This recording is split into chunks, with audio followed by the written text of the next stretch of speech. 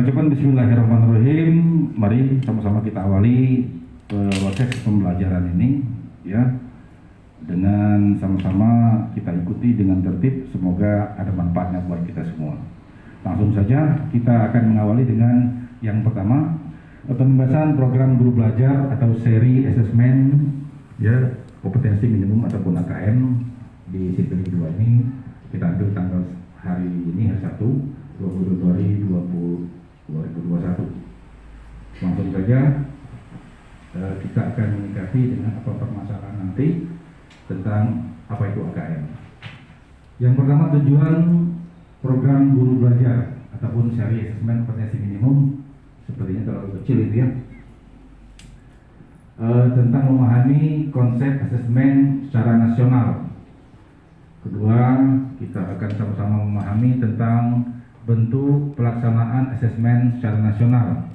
Lalu tujuan daripada kita pelaksanaan AKM ada banyak. Jadi secara nasional ini mengukur tentang kompetensi minimum, ya, di seluruh Indonesia karena secara nasional. Nah, untuk ini nanti kita akan tahu fokus pada kelas berapa yang harus kita ketahui. Nah, yang pertama ini yang untuk pelaksanaan teknis kita pendaftaran sudah saya share di grup tentang tutorial teknis pelaksanaan masuknya kita di kelompok peserta AKM itu. Lalu setelah kita mendaftar pada urutan tahun, bukan tahun apa, angkatan keberapa dan seterusnya, bisa kita dapat mengikutinya. Kemudian habis guru belajar, kita masuk pada proses berikutnya. Klik lagi pada poin asesmen kompetensi yang di sini, ketik klik. Oke. Setelah itu kita akan mendapatkan setelah mendapatkan materi, berbagai macam materi tentang AKM, maka kita akan ada semacam post testnya yang sudah diawali dengan pre-test sebelumnya. Jadi prosesnya di sini lebih kurang kita menjawab 30 pertanyaan di sini. Nah, jadi hasilnya nanti insya Allah akan ada tentang sertifikat penghargaan tersebut dengan nilai 32 jam. AKM dan survei karakter terdiri dari soal-soal yang mengukur kemampuan bernalar menggunakan bahasa literasi. Nah, ini menangnya orang bahasa Indonesia, ya. Kemampuan bernalar menggunakan matematika atau numerasi. Nah, menang orang matematika pun di sini. Dan yang berikutnya penguatan pendidikan karakter. Nah, ini untuk Bapak Ibu PAI, ya, atau agama. Bentuk soal AKM akan diperkenalkan kepada siswa yang mengikuti simulasi UN tahun ini. Jadi tahun ini akan kita cobakan bentuk simulasi, sehingga ada kemungkinan pula bentuk-bentuk soal tersebut juga akan keluar saat UN atau utamanya utamanya. Kalau dulu UN, ayo sekarang AN. Nah, kalau UN ujian nasional, kalau AN asesmen nasional. Kita lanjut, tidak apa-apa dikit-dikit. Bentuk soalnya diperkenalkan kepada guru tidak terbatas hanya guru mata pelajaran yang diunkan saat ini, akan tetapi untuk semua guru mata pelajaran. Artinya bentuk soal AKM merupakan bentuk soal lintas kompetensi, lintas bidang atau lintas mata pelajaran yang tidak membedakan mata pelajaran secara signifikan. Jadi AKM ini sekali lagi tidak dikatakan sudah lebih lah bagus, belum, tapi ini yang minimum. Jadi akan lebih bagus lagi di atas AKM. Apa itu asesmen nasional sudah sama-sama kita ketahui tadi, ya. Ada yang khusus di sini.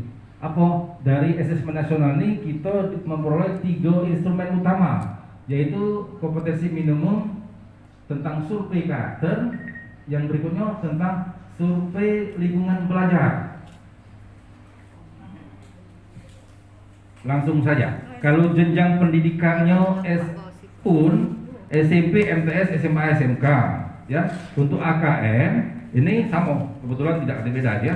Nah, tapi untuk level murid perbedaannya, kalau UN ini tingkat akhir. Halo. Kalau UN ini tingkat akhir, uji kita kelas 9 SMP, kelas 6 kelas SD, kelas 12 SMA SMK. Nah, tapi untuk AKM dia kelas 5 kelas 8, itu bukan kelas 7, salah ketik ya. Kelas 8 dan kelas berapa tuh? Kelas 12 ya.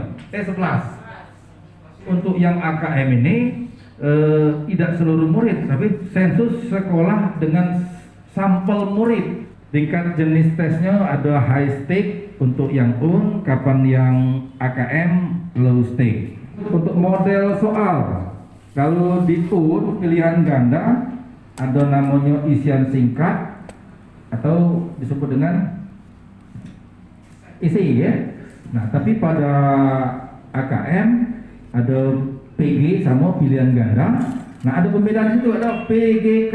PGK itu pilihan ganda khusus. Nah, K-nya itu yuk.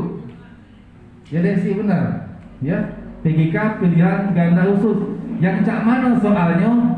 Kalau bahasa mitos soalnya benar semua, hampir pilihan itu 4 pilihan ABCD yang menyerupai benarnya jawabannya itu. Berikutnya, kalau periode tesnya, kalau akun 4 hari, kalau AKM 2 hari. Nah, ini nyaman kita sekolah Pak Putra. Selama 4 hari sibuk panitianya repot 4 hari ya. Karena kursus.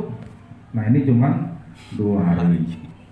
Lalu untuk yang semi online proses pelaksanaannya, untuk yang AKM ini full online.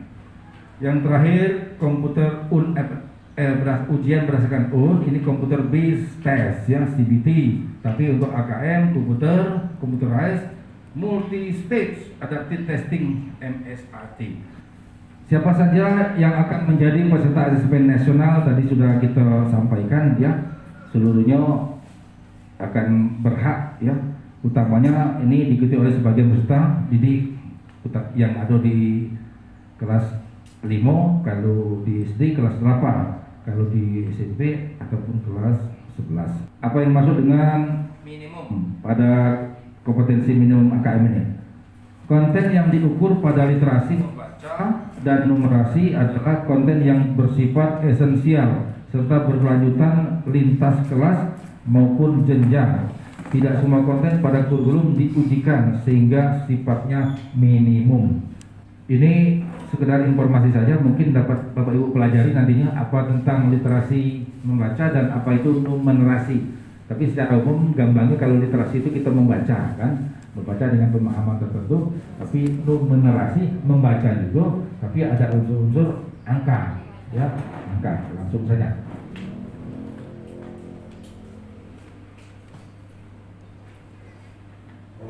Apa perbedaan AKM dengan survei karakter? AKM mengukur hasil belajar kognitif yang mengukur literasi dan membaca literasi matematika ataupun numerasi murid. Sementara survei karakter mengukur hasil belajar emosional dan mengacu pada profil pelajar. Ya. Nah, jadi itu bedanya. Jadi kalau yang untuk kognitifnya dalam bentuk literasi, kita pengukuran di literasi matematika tentang numerasi murid. Sementara untuk yang karakternya kita mengukur emosional ya pada siswa masing-masing. Oleh karena itu tadi seperti yang kami sampaikan, agak berat sekali jika kita tidak langsung bertemu baik langsung ataupun dalam bentuk daring dengan siswanya untuk mengukur ini. Jadi yang pertama di situ ada kolom literasi membaca, ada kolom numerasi. Kalau yang literasi membaca konten isinya itu teks, informasi dan sastra. Kalau numerasi seperti aljabar, bilangan geometris, pengukuran data dan ketidakpastian. Jadi benar-benar pembedanya di situ ya. Ada yang tentang pembacaan teks, ada yang tentang angka-angka. Proses kognitifnya, kalau yang literasi membaca menemukan interpretasi dan integrasi, evaluasi dan refleksi informasi, dan numerasinya pemahaman, penerapan dan penalaran. Bagaimana bentuk soal asesmen nasional? Nah, ini coba kita sama-sama belajar di sini. Bentuknya pilihan ganda, satu jawaban benar. Ya, pilihan ganda kompleks, jawaban benar lebih dari satu. Ini yang saya sampaikan tadi ya, kompleks atau khusus itu ya. Yang berikutnya menjodohkan. Yang berikut lagi isian singkat, ada angka, ada nama, ada benda yang sudah difikskan. Berikut kapan AKM akan dilaksanakan. Direncanakan pelaksanaan AKM ini untuk kelas 8 jenjang SMP serta kelas yang lainnya sudah saya sampaikan. Ini akhir Maret 2021, jadi lebaran. Ya, akhir Maret 2021. Sedangkan pelaksanaan AKM untuk murid kelas 5 SD ini di bulan Agustus. Apakah soal AKM untuk peminatan IPA, IPS, bahasa dan agama berbeda? Apakah pembagian porsinya seperti UN? Di sini jawabannya adalah tidak. Kenapa? Mengukur kompetensi mendasar yang perlu dipelajari semua murid tanpa membedakan peminatan. Oleh karena itu, seluruh murid akan mendapat soal yang mengukur kompetensi yang sama. Keunikan konteks beragam materi kurikulum lintas mata pelajaran dan peminatan tercermin dalam ragam ataupun stimulus. Jadi intinya apakah soal AKM itu peminatan IPS, IPA, bahasa Indonesia dan agama berbeda? Jawabannya tidak. Ya, intinya seperti itu. Apakah isi soal AKM dan contoh soal AKM? Tidak ada, ya. Jadi disusun berdasarkan indikator-indikator kompetensi yang membentuk lintasan kompetensi hasil yang bersifat kontinum. Lalu push measure menyediakan contoh soal AKM untuk setiap indikator kompetensi. Ini agak pakai bahasa seberang juga ya, push measure ini. Jadi menyikapi sifatnya tidak spesifik soal itu ya. Jadi bisa berubah-ubah, bisa berganti-ganti. Jadi misalnya pada pelaksanaan ujian untuk nomor urut 1 sampai nomor urut 32 satu kelas itu, soalnya tipenya antara karakter dengan numeristiknya, jadi dengan literasinya itu 60-40. Nah, pada kelas berikutnya yang kelas 3 nomor urut siswa 3 sampai ke kelas ujung berikutnya itu dibalik, bukan 60-40 jadi 40-60. Nah, jadi secara acak seperti itu dia. Jadi tidak ada dalam bentuk soal permanen seperti kita yang sudah dalam bentuk soal misalnya berapa kita biasanya 40-45 gitu kan. Nah, itu soalnya sama terus seluruh siswa kelas 9 ujiannya. Ini tidak ada pasti sama. Masih slide yang sama ya. Apakah ada nilai skor minimum dalam AKM? Jawab tidak ada lagi. Ya. Melaporkan presentasi murid dalam setiap level kompetensi diharapkan semua murid mencapai level kompetensi cakap atau mahir. Tapi tidak juga masuk kategori tidak tuntas dia. Nah, demikian gambarannya tentang apa itu AKM dan teknis pelaksanaan bagaimana kita menjadi peserta dalam bentuk AKM ini. Jadi apa keuntungan kita secara pribadi selaku Bapak Ibu guru mata pelajaran? Ya, tahu tentang AKM itu, tahu tujuan AKM itu. Yang keduanya, ya kalaupun nanti ada kesempatan untuk usul naik pangkat, ya dapat poin 1 kita di sini. Ya 32 sampai 1.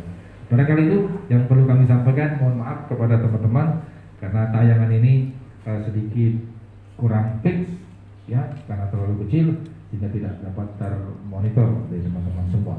Barangkali sampai di sini dulu harapannya.